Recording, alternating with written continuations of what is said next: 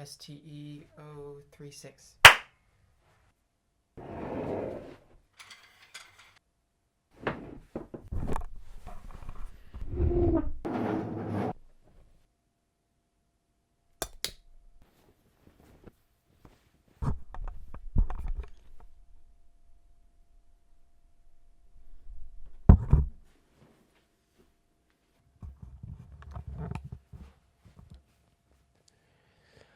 I don't know what it is, but I feel like this particular year with the pandemic, I mean, I really do know what it is. It's the pandemic.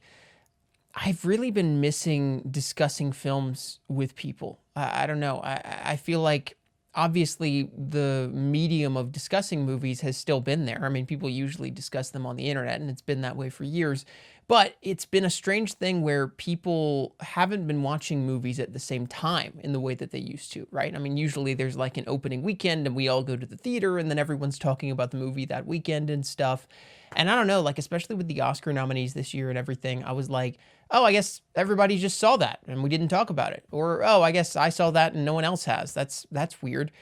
And I don't know, I feel like maybe that's part of what has motivated me to start making videos again on this channel is that I'm like, man, I just want to have discussions with people. I'm tired of just like writing a review and having that be the thing. Like I want to talk about movies with people.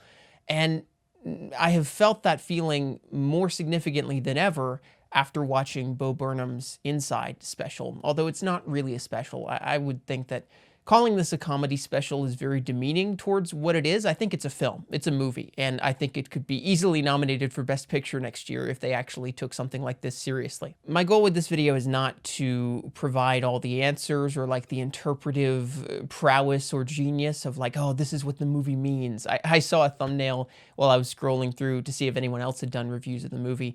And one of the thumbnails was an ending explained video for Bo Burnham Inside. And I was like, my Lord, I cannot believe that we're there. That's the kind of thing that he would make fun of in his special, but alas, here we are. And so, yeah, I mean, you know, hey, it's another white guy talking about a comedy special about a white guy, but I have not been able to get this film out of my head for the past few days, and that has rarely happened. I mean, I saw Cruella and a Quiet Place the same weekend, and they were both fun, but like, I've pretty much stopped thinking about them after a few days. This, though, it has stuck with me and shook me to my core in ways that I can't fully put into words, and I guess that's why I'm making this video. It does feel like this is art at its most cathartic in the sense that I think it's such a personal encapsulation of one man's experience. And in that, a lot of people have resonated with that experience, myself included. And it has proved that sometimes the most personal things are the most universal things. And that is one of the most inspiring things about it, probably. I would say that there are several lenses through which you could talk about the film. One of the lenses is the anxiety of creative output and the struggle of staying self-motivated while you're alone in quarantine. Another one of the lenses would certainly be something along the lines of the prison of the internet and the claustrophobia of living a life digitally in the past year. And then the other lens I would say is a lot more to do with suicide and depression, and that's the one that I don't even really know if I'm fully equipped to talk about. Let me say that another way. I am not fully equipped to talk about that part. The whole notion of movies as machines that generate empathy has become a bit of a cliche at this point, but I do believe in that wholeheartedly, the idea that movies should generate empathy in the audience, and that is fully encompassed here in Inside. You know, I feel like I experienced a lot of sadness and certainly some anxiety during the pandemic and during quarantine, but nothing to the level of what Bo is depicting here with his depression and even suicidal thoughts. And I think in many ways the film served as a really big wake-up call for me, and that was what shook me to my core the most, was the sense of like, oh, like I knew people felt this way during the pandemic, but seeing it depicted so vividly on screen, so tangibly, really rattled me. And I went, oh man, like, I need to check on my friends and I need to make sure that people are okay. And I don't want to make that into some sort of like, oh, it inspired me to do better, you know, or some sort of like cliche sort of, I don't know, white savior type thing. But like, I don't know. I knew people were feeling this way, but seeing it so vulnerably put right out there in the middle of things by Bo, I was like, I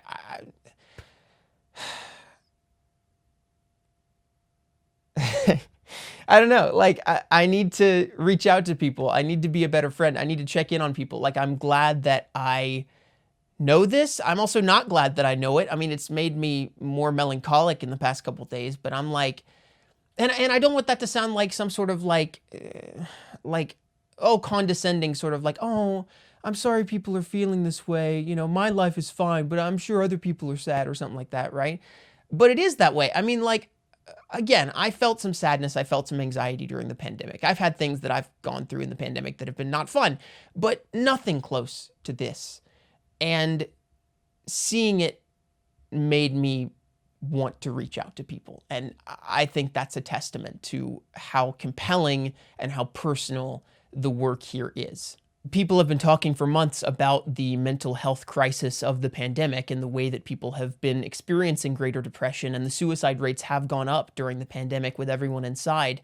But like in the midst of the culture warness of that, right, the mental health stuff was sort of weaponized by one side to say that we had to reopen, and then it was a little bit dismissed by the other side because it didn't fit the narrative.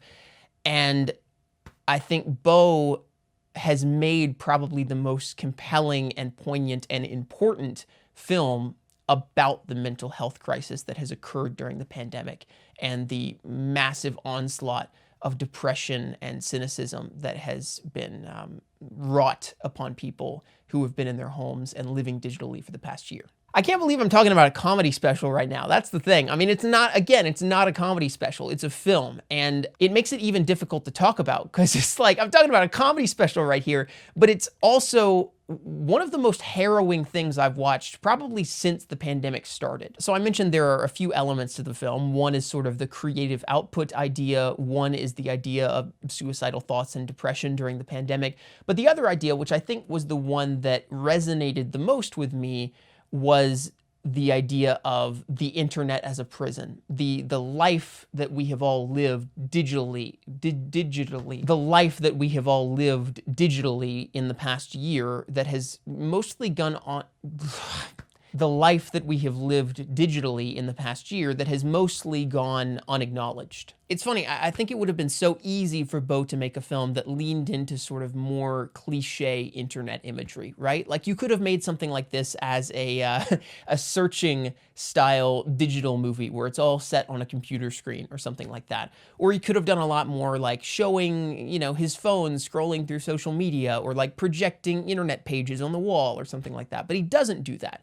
He really uses a lot more abstract and emotional imagery to capture how people have been feeling in the past year who have been living their lives primarily online and in a digital sphere. It does feel like a lot of Bo's commentary on the internet lifestyle, I guess, has something to do with the barrier between fakeness and reality, the barrier between authenticity and the act that we put on while we're on social media. And, you know, I think he captures that pretty well in the White Woman Instagram song, which is hilarious and a total banger, and it's great. But also, it's like surprisingly, there's one moment, it's almost a parody song, right? Like it's almost a song that's just sort of making fun of white girl tropes on the internet, right? But there's one moment where he starts, you know, essentially reciting a caption as if he's a white girl saying like, oh, mom, I miss you. You know, it's been 10 years since you passed away. And it's like a girl has posted about her mother who's passed away. And in that moment, suddenly the song gains this new level of interrogating the barrier between fakeness and authenticity, right? And as he starts talking about, mom, I miss you, you know, it's been 10 years since you've been gone, the aspect ratio suddenly starts expanding from square to the full frame. And it's like we're starting to see the hints, the little glints of reality in this white girl's post, right? The things that are true about what she's saying.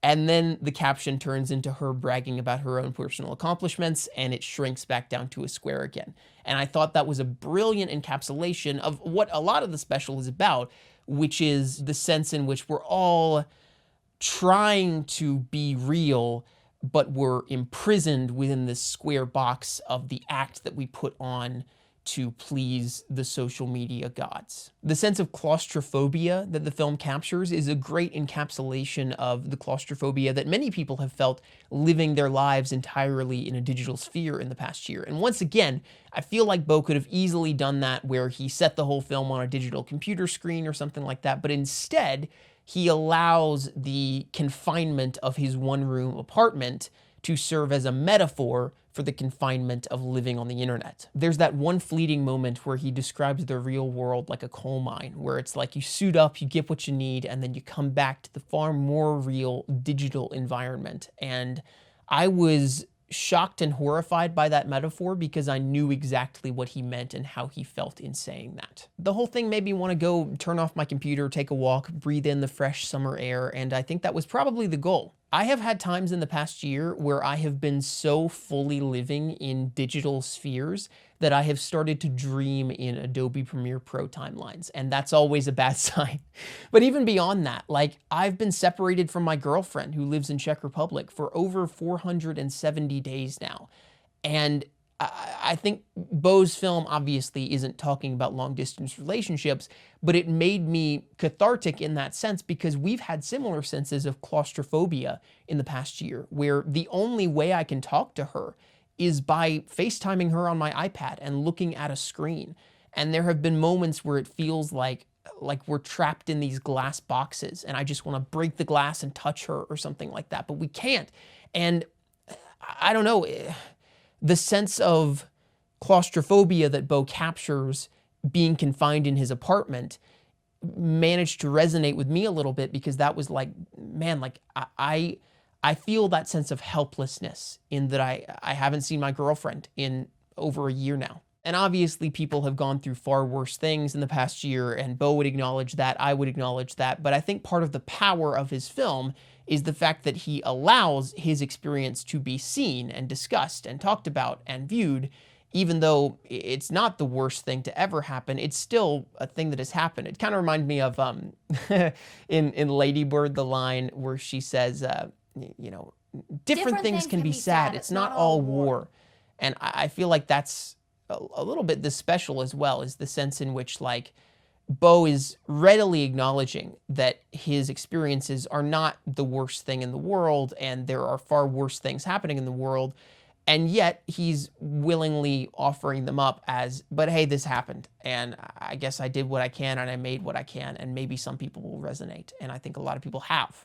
That sense in which there are always far worse things going on in the world, I think, is something that the film captures pretty well. You know, I think there are two songs that really work together as a pair. One is the Can I Interest You in Everything All of the Time song, where he sings about the way that the internet is inebriating us with information nonstop all of the time.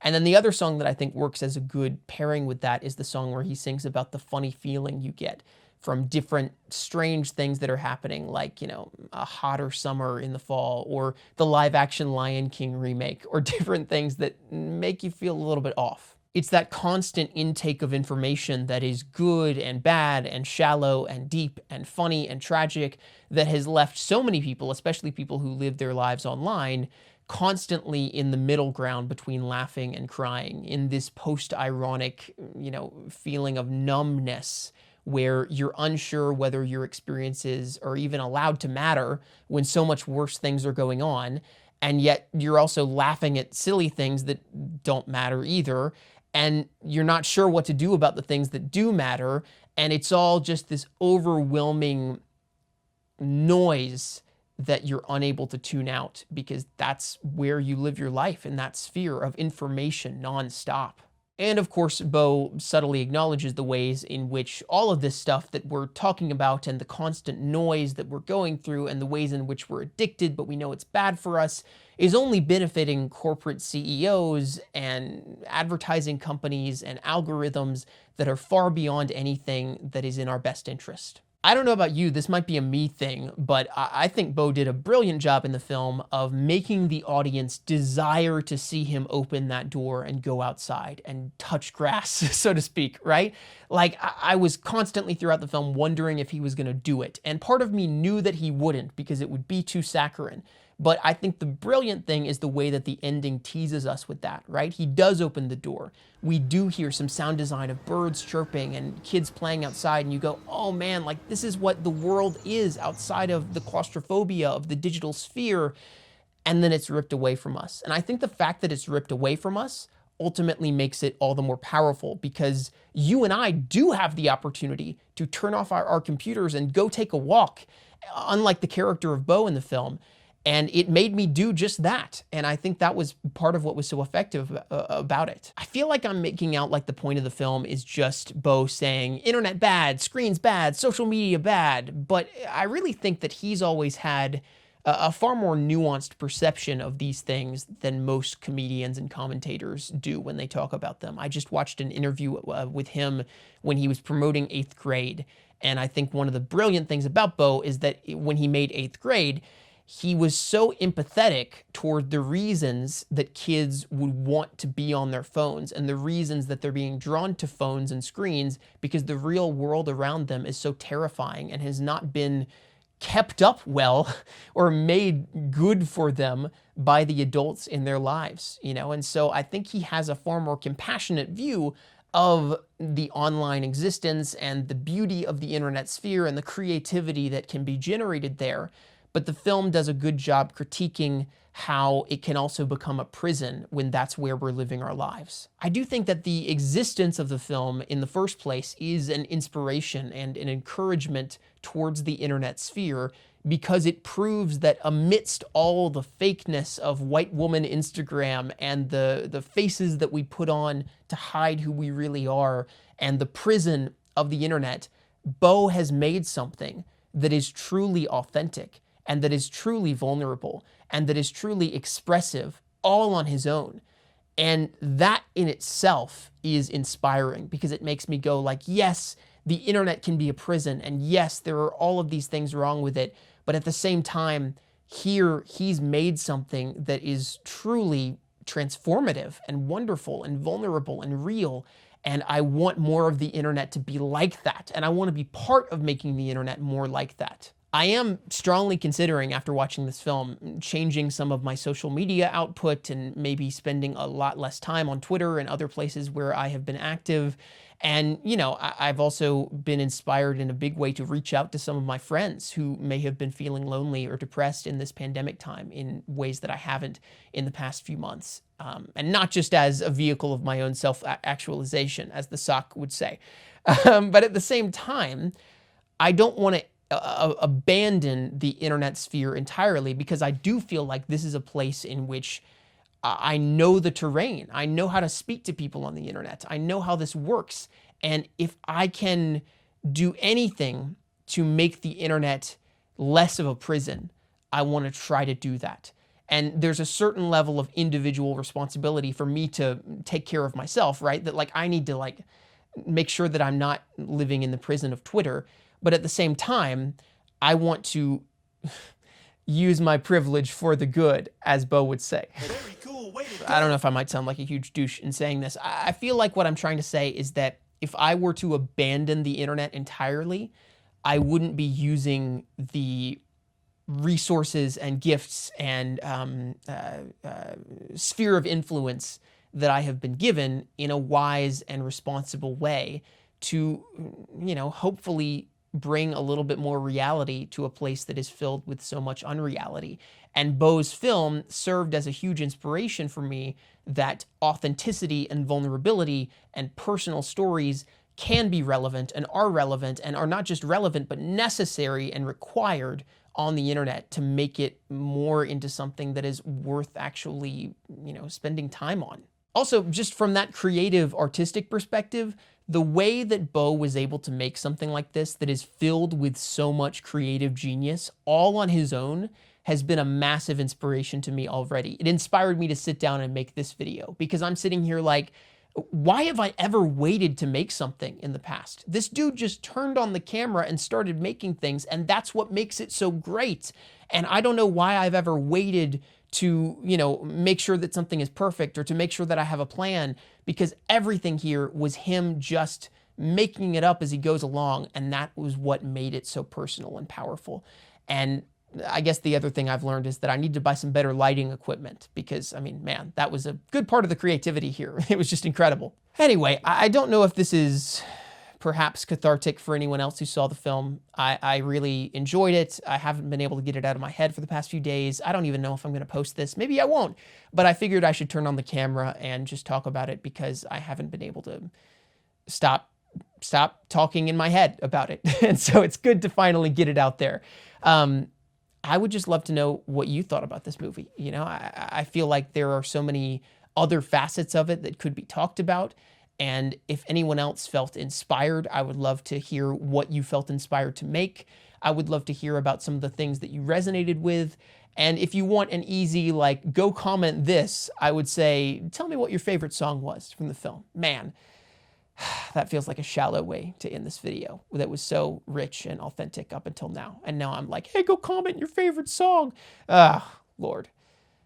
Anyway, comment your favorite song. If you have felt any of those feelings of anxiety and loneliness and depression in the past year that Beau depicts here, and you resonated really strongly with them, I would just say that, you know, it's important to know that you're not alone, you know, and that's a cliche. But like, I've talked to loads of people, even in the past few days of watching this film, who resonated so deeply with it and said like, yes, that's how I've been feeling in the past year. And that breaks my freaking heart. But it also is proof that it's not a you problem and it's not just a them problem. It's something that we're all struggling with in different ways. And I think the best thing we can do is share our stories in a vulnerable and personal way. And this film is proof of that. And so I'm sure that there will be loads of people reading the comments down below. And I'm, you know, sometimes it's not wise to share your personal stories on the internet, but I've always wanted this channel to be a space in which we're able to be open and be vulnerable about the things that we've been struggling with in the past year. So, yeah, I don't know. I guess I'm trying to say that I want the comments of this video to be a space where people can talk about that kind of stuff. And I will certainly be reading all of them. So if that's any consolation, I guess, trying to provide a space for that. So anyway, I will see you guys in the next video. Bye. And thank you, Bo Burnham.